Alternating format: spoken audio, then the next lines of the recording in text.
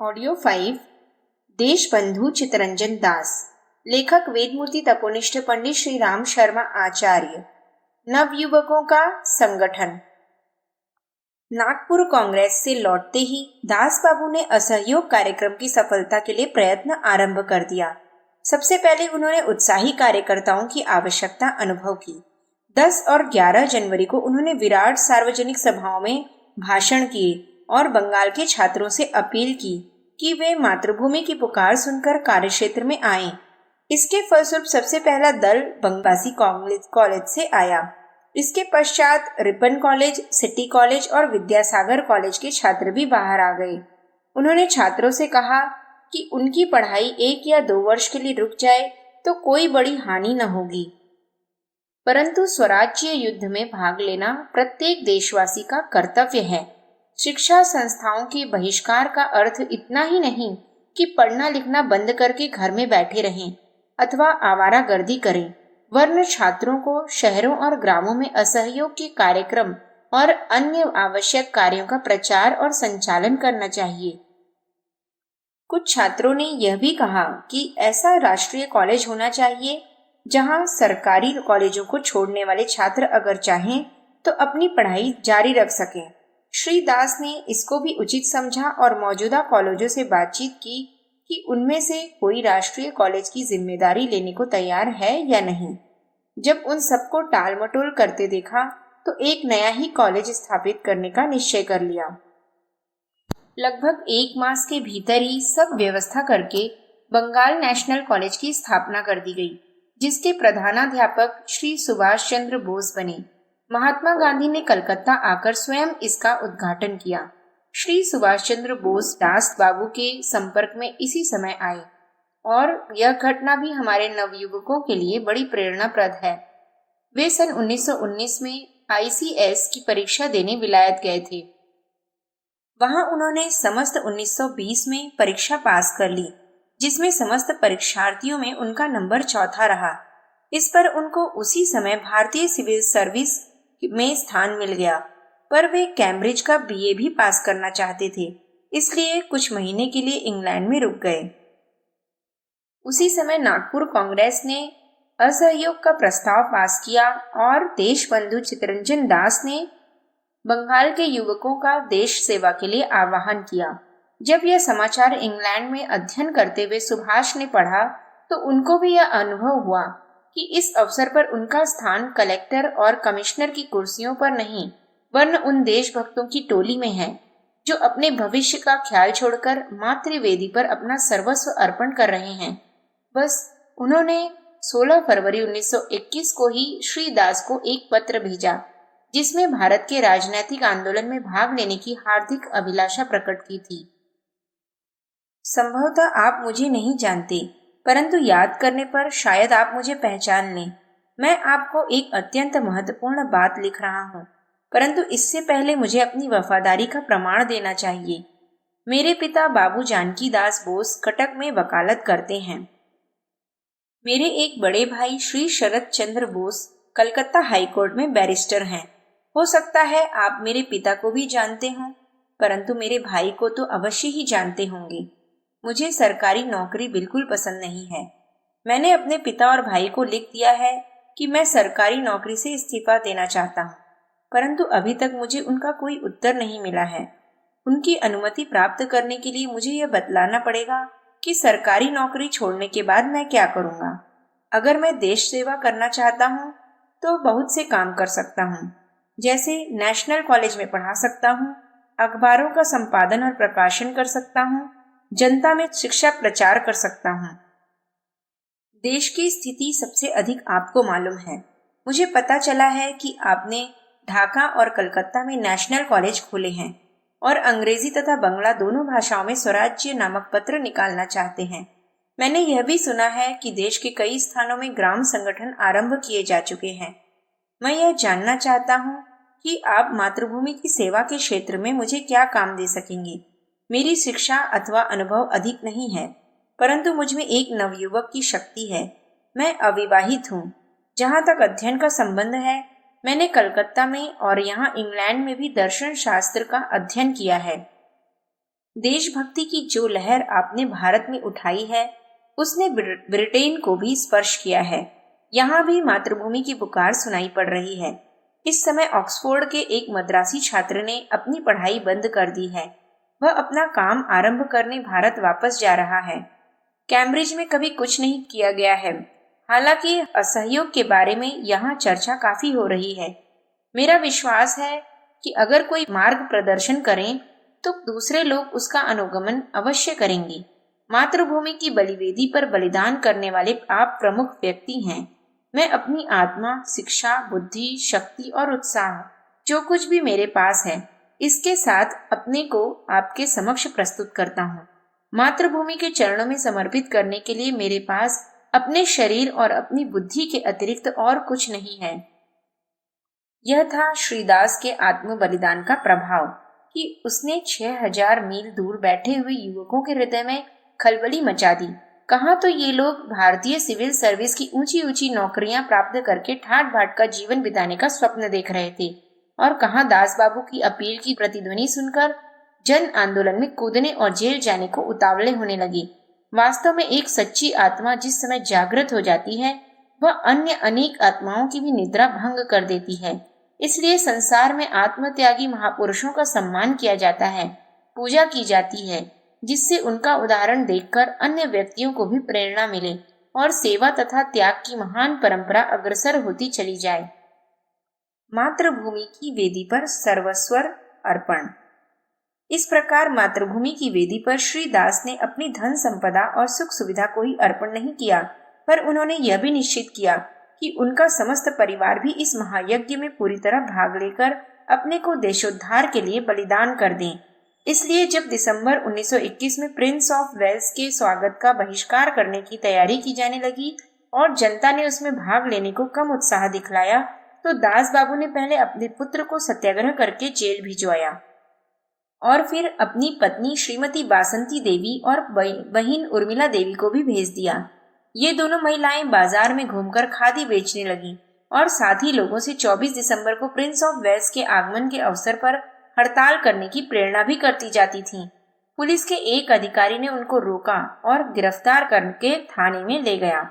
इसका ऐसा प्रभाव पड़ा कि 1-2 घंटे के भीतर ही 1000 नवयुवक गिरफ्तार हो गए और समस्त बंगाल में हलचल मच गई। यह देखकर सरकार डर गई और उसने उसी दिन आधी रात को उन दोनों महिलाओं को छोड़कर घर पहुंचा दिया। श्री दास ने स्वयं भी जेल जाने का निश्चय कर लिया था और इसके लिए वे अपने को जेल जीवन की कठिनाइयों के लिए तैयार करने लगे, क्योंकि अभी तक वे राजसी सुख सुविधाओं में ही रहते आए थे। उन्होंने कठोर शैया पर सोना और जेल के समान ही भोजन करना आरंभ कर दिया। इसके 5 दिन बाद ही बंगाल के गवर्नर लॉर्ड रोनाल्डे ने उनको समझौते की बातचीत करने को बुलाया, जिससे प्रिंस ऑफ वेल्स के आगमन पर नगर में हड़ताल न की जाए। दास बाबू ने स्पष्ट कह दिया कि इस बात का फैसला उनके हाथ में नहीं है। प्रिंस के बहिष्कार का निश्चय कांग्रेस की कार्यकारिणी कमेटी ने किया है और हम सब लोग उसके आदेश का पालन करके हड़ताल का प्रचार अवश्य करेंगे। इस पर बातचीत समाप्त हो गई और एक दिन बाद ही दास बाबू को गिरफ्तार करके जेल भेज दिया गया। पुलिस की गाड़ी में चढ़ते हुए आसपास इकट्ठे हो गए लोगों से उन्होंने कहा, अगर हमारा उद्देश्य शुभ है तो हमको परिणामों से भयभीत नहीं होना चाहिए। जो मशाल इस देश में जलाई गई है उसके बुझने की कोई संभावना नहीं है। अपने कामों में आप पूर्णतः अहिंसावादी रहें। मुझे विश्वास है आप अपने लक्ष्य में सफल होंगे। भारत की स्त्रियों और पुरुषों, यही आपको मेरा संदेश है। अगर आप कष्ट झेलने को तैयार हैं तो विजय समीप है। घर वालों तथा जनता ने शंख ध्वनि तथा पुष्प वर्षा करके श्री दास को जेल यात्रा के लिए विदा किया। स्वराज्य पार्टी की स्थापना। सन 1921 का वर्ष असहयोग आंदोलन की दृष्टि से सबसे बड़ा महत्वपूर्ण सिद्ध हुआ। लाखों बुद्धिजीवी और उत्साही नवयुवकों ने उसमें सम्मिलित होकर देश के कोने कोने में उसका संदेश पहुंचा दिया। पर इतने बड़े देश में सर्वत्र अहिंसा के सिद्धांत का पूर्णतः पालन करा सकना संभव न था। इसलिए जब सन 1922 के आरंभ में ही उत्तर प्रदेश में चौरी चौरा पुलिस थाने को एक आंदोलनकारी भीड़ ने जलाकर कई कर्मचारियों का प्राणांत कर दिया, तो महात्मा गांधी ने अपना आंदोलन अनिश्चित काल के लिए स्थगित कर दिया। देश भर में स्वयं सेवकों की कार्यवाहियां, सभा और जुलूसों को बंद कर देने का आदेश दे दिया गया। उसी समय गुजरात के बारदोली तालुका में करबंदी का आंदोलन शुरू किया जाने वाला था और उसके बाद समस्त देश में इसी प्रकार सरकारी राजस्व और टैक्स बंद करके शासन कार्य ठप्प कर देने की योजना थी। पर गांधी जी ने अहिंसा की रक्षा के लिए उस समस्त कार्यक्रम को रोक दिया। देशबंधु चित्तरंजन दास इस घटनाक्रम से बड़े क्षुब्ध हो गए। उन्होंने कहा, बारदोली में सार्वजनिक अवज्ञा आंदोलन रोकने के लिए महात्मा जी के पास जो कुछ भी कारण रहा हो, पर बंगाल में स्वयंसेवकों का काम रोकने के लिए कोई कारण नहीं था। यहाँ स्वयंसेवकों ने अपने प्रयत्नों द्वारा सरकार को लगभग पंगु बना दिया था, पर अब उनके कुछ भी कार्य करने पर प्रतिबंध लग गया। यह दूसरी बार महात्मा जी ने परिस्थिति को सुलझाया है। वास्तविक तथ्य यह था कि देशबंधु तथा अन्य प्रमुख नेताओं ने अहिंसा और सत्याग्रह को एक नीति के रूप में ही स्वीकार किया था। महात्मा जी की तरह कोई उनको धर्म सिद्धांत की तरह स्वीकार नहीं करता था। देशबंधु की तरह लाला लाजपत राय ने भी गांधी जी के निर्णय को असामयिक बतलाया और कहा कि इस आदेश द्वारा पूरे देश को दंड दिया गया है। क्या कन्याकुमारी अंतरीप के निवासियों के अपराधों के कारण हिमालय प्रदेश में रहने वालों को दंड देना उचित है? मौलाना अबुल कलाम आजाद ने भी, जो देशबंधु के साथ कलकत्ता की जेल में बंद थे, कहा कि पूरे देश से यह आशा करना कि वह अहिंसक रहेगा एक दुराशा मात्र है। एक गांव की गलती के लिए पूरे देश को दंड देना जाती है। इस प्रकार जब महात्मा गांधी के आदेश से देशव्यापी आंदोलन रोक दिया गया तो चारों तरफ उदासीनता और अकर्मण्यता का वातावरण छा गया। सन 1922 का वर्ष इस दृष्टि से महत्वहीन रहा। देश के इस निराशापूर्ण रुख का लाभ उठाकर सरकार ने गांधी जी से लगाकर सैकड़ों प्रमुख नेताओं को जेल में बंद कर दिया। यह देखकर देशबंधु ने देश के सामने कोई ऐसा कार्यक्रम रखने का निश्चय किया जिससे यह निष्क्रियता दूर होकर लोगों में उत्साह की भावना उत्पन्न हो। इसके लिए उनके विचार में काउंसिल प्रवेश का कार्यक्रम सबसे अधिक उपयुक्त था, जिसके द्वारा सरकार को उसी के मैदान में हराया जा सकता था। वे आरंभ से ही इस प्रकार के काउंसिल प्रवेश के पक्ष में थे, पर केवल महात्मा गांधी के साथ मिलकर काम करने की भावना से उन्होंने अपनी बात छोड़ दी थी। सन 1920 के नवंबर मास में नागपुर कांग्रेस से पहले भी एक संवाददाता सम्मेलन में उन्होंने अपनी यह सम्मति स्पष्ट शब्दों में प्रकट की थी। मैं परिषदों के बहिष्कार के पक्ष में नहीं था, क्योंकि मैं असहयोग के सिद्धांत को सरकारी काउंसिलों के भीतर भी क्रियान्वित करना चाहता था, परंतु कांग्रेस के प्रस्ताव को मानने के कारण मैंने अपनी बात वापस ले ली। पर जब उन्होंने देखा कि देश के सामने कोई व्यावहारिक कार्यक्रम न होने से उसमें निर्बलता आती जा रही है, तो उन्होंने गया कांग्रेस अध्यक्ष पद से काउंसिल प्रवेश का प्रतिपादन किया। पर उस समय प्रतिनिधियों में काउंसिलों विरोधियों का बहुमत था, इसलिए श्री दास का प्रस्ताव 31 दिसंबर को रद्द हो गया। इस पर उन्होंने तुरंत कांग्रेस के अध्यक्ष पद से त्यागपत्र दे दिया और 1 जनवरी 1923 को गया में ही श्री मोतीलाल नेहरू के साथ मिलकर स्वराज्य पार्टी की स्थापना कर ली। इस कार्य में कांग्रेस के कट्टरपंथियों के कारण उनको बहुत बड़ा विरोध करना पड़ा। जिस समय दास बाबू गया से लौटकर कलकत्ता पहुंचे, उस समय उनकी अवस्था कैसी कठिन हो गई थी, इसकी एक झलक सुप्रसिद्ध बंगाली लेखक श्री शरद चंद्र चट्टोपाध्याय ने अपने लेख में इस प्रकार दी थी। कोई साथ देने वाला नहीं है, पैसा नहीं है, प्रचार के लिए हाथ में एक भी समाचार पत्र नहीं है। जो अत्यंत छोटे लोग थे वे भी बिना गाली दिए बात नहीं करते। देशबंधु की यह कैसी अवस्था थी? उस समय की बात आज तक भी मेरे मन में स्पष्ट अंकित है। जब हम गया कांग्रेस से लौटकर आए तो समस्त समाचार पत्र देशबंधु के विरुद्ध असत्य और अर्धसत्य बातों से भरे थे। हमारे पक्ष की बात कहने वाला कोई न था। इतना ही क्यों, कोई उनका वक्तव्य छापने को भी तैयार नहीं होता था।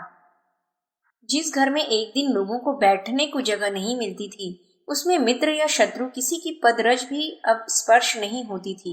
पर इतना होने पर भी देशबंधु एक क्षण के लिए भी निराश या हताश नहीं हुए। उन्होंने गया कांग्रेस में ही यह कह दिया था कि आज जो मेरे विरोधी हैं वे ही बहुत शीघ्र मेरे अनुकूल हो जाएंगे, और ऐसा ही हुआ। गया के 9 महीने बाद दिल्ली में जो विशेष अधिवेशन मौलाना अबुल कलाम आजाद की अध्यक्षता में हुआ, उसमें यह स्वीकार कर लिया गया कि जिन लोगों का काउंसिल प्रवेश में विश्वास है वे चुनावों में भाग ले सकते हैं। इस अवसर पर अपने विचारों को स्पष्ट करते हुए देशबंधु ने कहा, ये काउंसिलें क्या हैं? ये विधानमंडल क्या हैं? ये सब भुलावे की चीजें हैं। क्या हम इनका अंत नहीं करेंगे? महात्मा गांधी इन सुधारों को निरर्थक सिद्ध करना चाहते हैं।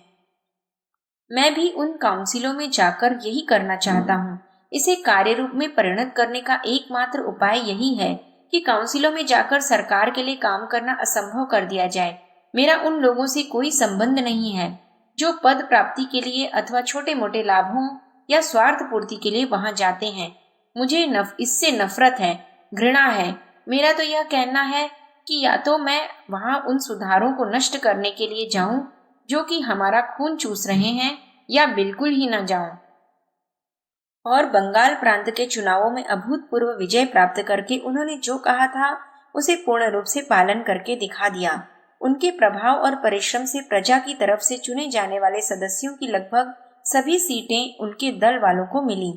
नर्मदल तथा अन्य संस्थाओं के बड़े बड़े नेता देशबंधु के द्वारा खड़े किए गए साधारण व्यक्तियों से हार गए।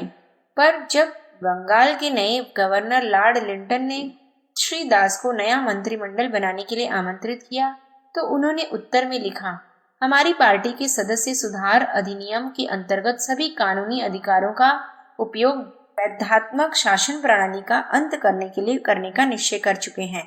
पार्टी जानती है कि इन पदों को स्वीकार करने के बाद भी अंदर से सरकारी कामों में बाधा डाली जा सकती है, परंतु ऐसा करना ईमानदारी की बात न होगी। हमारे देशवासियों की जागृत चेतना चाहती है कि जब तक वर्तमान सरकार की शासन प्रणाली में ऐसे परिवर्तन न हो जो हृदय परिवर्तन के सूचक हों, तब तक जनता को उसके साथ सहयोग नहीं करना चाहिए। इन परिस्थितियों को देखते हुए मुझे खेद है कि मैं यह उत्तरदायित्व ग्रहण नहीं कर सकता। इसकी तुलना जब हम वर्तमान समय के कांग्रेसी नेताओं और सदस्यों से करते हैं जिनका मुख्य लक्ष्य मंत्री पद प्राप्त करना ही होता है और जो विधानसभाओं में जाने का उद्देश्य अधिक से अधिक आमदनी करना ही समझे बैठे हैं, तो मालूम होता है कि उस समय की और आज की कांग्रेस के प्रति जनता की मनोभावना में इतना अंतर क्यों है। आज परिषदों में जाने वाले लोगों ने सेवा धर्म और लोकहित की भावना को पद दलित करके स्वार्थ पूर्ति और अपने संबंधियों के पोषण को ही मुख्य ध्येय बना रखा है और जन सेवा को एक व्यापार के रूप में बदल दिया है। इसी से दिन पर दिन देश की नैतिकता का स्तर गिर रहा है और भ्रष्टाचार की वृद्धि हो रही है। दास बाबू का मार्ग इससे सर्वथा भिन्न था। वे स्वयं बड़े से बड़ा त्याग करके दूसरे लोगों से त्याग करने को कहते थे, जिससे इसका प्रभाव तुरंत पड़ता था। सार्वजनिक क्षेत्र में काम करने वालों को दास बाबू के चरित्र की यह बात गांठ बांध कर रखनी चाहिए। अत्यधिक परिश्रम से स्वास्थ्य भंग। देशबंधु स्वभाव से ही बड़े भाव प्रवण थे। जिस काम में हाथ डालते थे उसे तनमन से पूरा करने में संलग्न हो जाते थे। सन 1919 से जब से उन्होंने राजनीति में सक्रिय भाग लेना आरंभ किया था, उनका कार्यभार निरंतर बढ़ता ही गया। जब असहयोग प्रस्ताव को स्वीकार करके उन्होंने वकालत करना छोड़ दिया, तब से घर की आर्थिक व्यवस्था भी की एक नई चिंता ने आ घेरा। वे अब तक जिस प्रकार खुले हाथ खर्च करते आए थे, उसमें बहुत कुछ कमी कर देने पर भी अपने उच्च स्तर की रक्षा और अभ्यास के कारण उनको काफी खर्च करना पड़ता था। इन सब बातों का भार उनके स्वास्थ्य पर पड़ता गया और 6 महीने की पहली जेल यात्रा में ही वे कई रोगों के शिकार हो गए। फिर भी उन्होंने जेल में अपने लिए कोई विशेष सुविधाएं लेने से इनकार किया, क्योंकि जब तक सभी सत्याग्रही कैदियों को वैसी सुविधाएं न मिल जाएं, तब तक स्वयं आराम से रहना वे अनुचित समझते थे। जेल खाने से निकलने पर उनको आराम और स्वास्थ्य सुधार करने के बजाय तरह तरह की कठिन समस्याओं को सुलझाने के लिए और भी अधिक परिश्रम और दूर दूर तक का दौरा करना पड़ता था। इसके परिणाम स्वरूप उनकी शारीरिक शक्ति दिन दिन क्षीण होती चली गई और 5 वर्ष के भीतर ही उनके जीवन का अंत हो गया। पर अंतिम समय तक वे राजनैतिक आंदोलन के संचालन में अपनी बहुमूल्य सम्मति देते रहे। 4 जून को उन्होंने महात्मा गांधी को बहुत आग्रह करके दार्जिलिंग बुलाया, जहां वे स्वास्थ्य सुधार के लिए गए थे। उनसे 5 दिन तक राजनीतिक समस्याओं पर उनकी खूब बातचीत होती रही। 16 जून को उनका देहावसान हो गया।